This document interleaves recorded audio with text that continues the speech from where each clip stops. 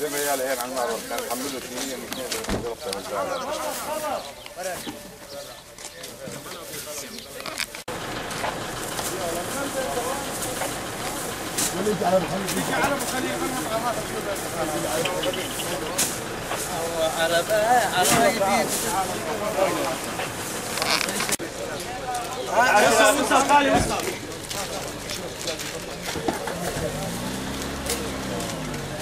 يلا يلا صعد محمد يلا صعد.